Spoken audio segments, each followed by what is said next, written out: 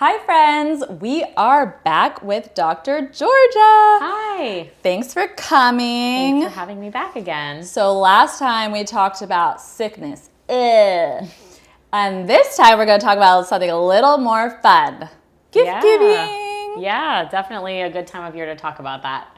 So Dr. Georgia, what are some gifts that we could give to little ones?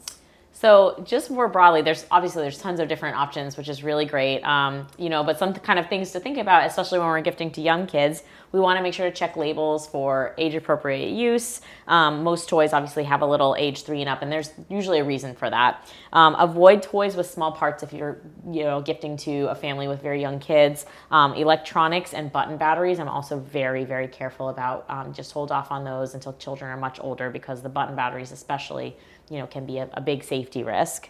And I also like to look for open-ended toys. So toys that, for example, it's not just one thing that it does. It could be a toy that, if you wear it this way or use it this way, the child's imagination can kind of guide what they do with it. Something that there's not a specific way that you have to play with it. And this can kind of be, a nice way to spark creativity through all the different possibilities. Absolutely. I know for me personally, I love to shop local, shop small. One of the most adorable children's boutiques that carries my books downtown is called A Little Wild, and they have the cutest brands, because they're looking at these different brands themselves and making sure, and they have kids, the owners have their kids that they're looking out for. And one of my favorite things that they do is they have a lot of sustainable gifting. Oh, that's great. Yeah, I really love shopping small when we can too. There's a couple brands that I really like for myself and for my kids. More from the kind of like mom side of things. Lala Kanani, I've gotten a lot of really nice dresses from them. I have a really good friend that makes jewelry. And I also love looking at, a lot of these sellers are really just on Instagram, but indigenous beadwork artists, they come from, all over the country in Canada and really make really beautiful, intricate pieces. So Kefi by Hand is a really nice jewelry maker. And then also, we can maybe link a couple of Instagrams in the caption or something like that. We will definitely link the Instagrams in the captions. And then the other place I like that you don't always think of to shop is state and national park shops. Gumbo Limbo used to have a really great gift shop, and they really tried hard to make sure that their gifting was sustainable. And then when you bought something, it also went to support the nonprofit that they had there. Now they're currently in transition, but Loggerhead Marine Life Center has one, which is a little bit further north. And a lot of your favorite state parks, like John D. MacArthur up in the northern Palm Beach County area, also has a nice gift shop as well. Yes, I love sustainability. Let's talk about that really quick. What makes something sustainable? That's a really great question, and you have to be careful how you use it to avoid greenwashing. So we've been talking a lot about sustainably made, but a lot of the things that say that they're sustainably made, for example, bamboo, or what people will say that it's recycled, not the most sustainable product. It's better to use 100% cotton from something that's ethically sourced, that is avoiding the use of sweatshops. So that would just be one of many, many categories. But I really, really like, if you can, to shop secondhand. I think that's one kind of tier above. Especially with kids, they're not often using toys for very long, or maybe they kind of have a developmental leap and they kind of move past that toy quickly. It can be pretty easy to go into a thrift shop and find a gently used or almost like new toy or item that you can kind of pass on to your own child with either a little cleaning or a quick wipe down. So we do a lot of secondhand shopping.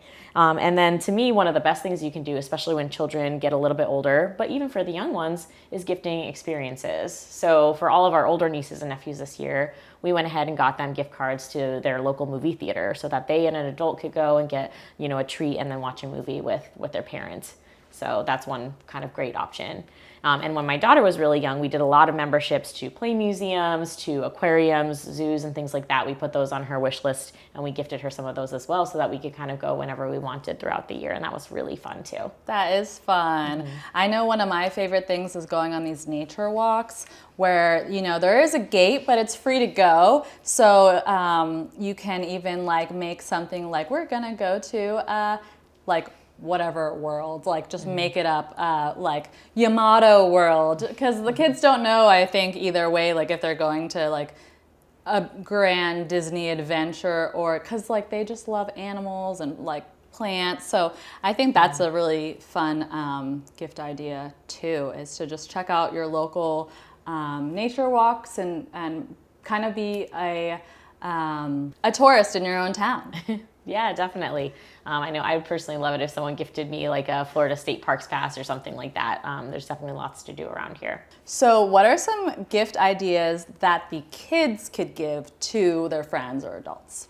Sure. I know a lot of grandparents, really love pictures, so you can always have them decorate a frame. We've had our kids do that in the past and then put a picture of them in it and gift it on.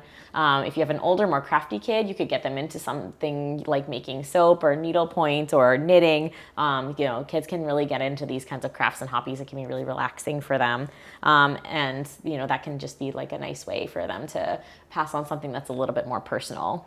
And if you have a kid in your life, you know that many of them are always making art. So if you can find a way to either digitize that or, again, put it in a frame so that it's something special to know that they were thinking about that person, that adult, that special person in their life, that can also be a really nice option too. Yes, I've seen these frames where you can just open them and put your kid draws a painting and just slap it in there, and it's like a new piece of art every day. I highly encourage kids to keep creating. Yeah, that's a fun one. Do you have any gifts that you've loved throughout the years from your kids?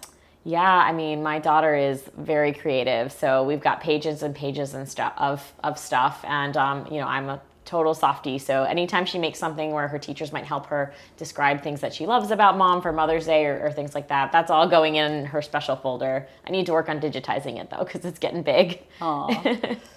So what other kind of gifts can you give? So some of the things that we like to do with our older kiddos, but works for everybody. Replacing art supplies. Again, like a lot of kids get very creative. They use up all those markers. They get dried out or they use up all the paints. So I tend to like to go to Jerry's Artorama and just pick out a few things that I think she might like that we can add to her supply.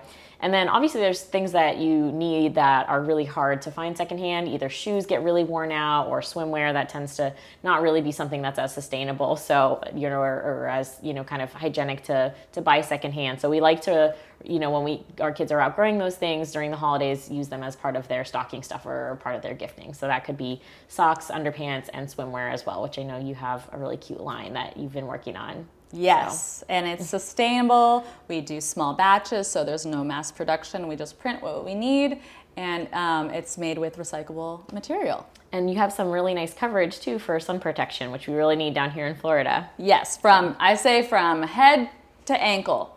So yeah, got the hats, got the rash guards, got the leggings, and it's all, you could swim in it, play in it, all year long. Very cute colors too. Thank you. So is there anything that parents should be cautious about when shopping?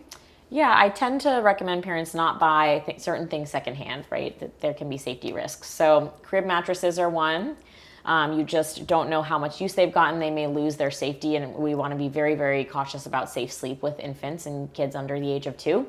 I usually don't recommend helmets or car seats be bought secondhand because you just can't guarantee that they haven't been in an accident and the safety of the helmet and the usefulness of it has been compromised. So those are ones that I would not buy secondhand.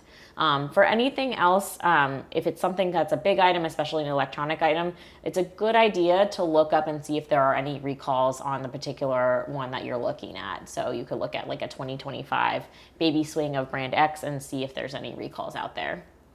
Well, I love the fact that you brought up secondhand gift giving. I know me as Auntie Angeline, I have friends that have children, and they just as the kids grow, they just have this big plastic trash bag of, clothes, and they just give it to the next person, and it's just it's amazing because you get several wears out of it. So that's even a really beautiful gift you could give someone during the holidays. It's here's my kids' clothes that they're not using anymore. And the nice thing about passing things on too, either in your local Buy Nothing group or local charity, is families may be able to use it before the holidays as gifting, if they're struggling financially, which, can happen definitely more commonly during the holidays when expenses go up, it gets colder in some parts of the country.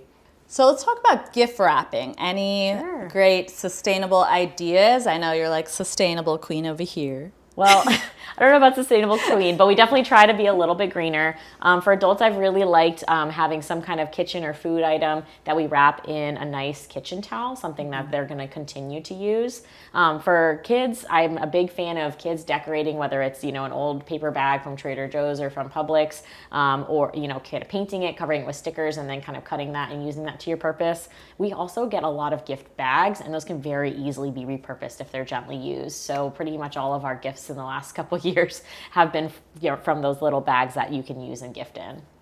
So we had an Ask Anything question come in from Jen, and Jen asks, do you do any card giving during the holidays? We do, actually. So there was a few years that we didn't end up doing it, whether it's because of the pandemic or we were too busy. I didn't like the idea of using paper, though, so we ended up switching to email, and we've been emailing cards out to people. And do you have any other tips to make our holidays more green? Yeah, so when we think about holidays, we often think about decorating our houses outside, inside. We tend to try as much as we possible to not buy new things, to use what we have. There are some great secondhand stores. The resale shop up in West Palm is wonderful if you are looking for a little bit more decor for your house. And you can also make your own decor by hand. There's a lot of fun crafts online about, making things with oranges, like orange garlands or paper garlands and things like that. And that can be a lot of fun and something you can do as a family together too. Absolutely. I've had this little cookie jar. This was actually my grandmother's, so I love just like the old vintage decorations. So I'm sure going to a secondhand or like a restore type of Goodwill type of place has really cool vintage stuff. Yeah, and because it was your grandma's, it's probably extra special too. Absolutely. Well, thank you so much for coming and talking to us about gift giving and ways that we can do our part to make the world a better place. Thank you so much for having me. This was a lot of fun.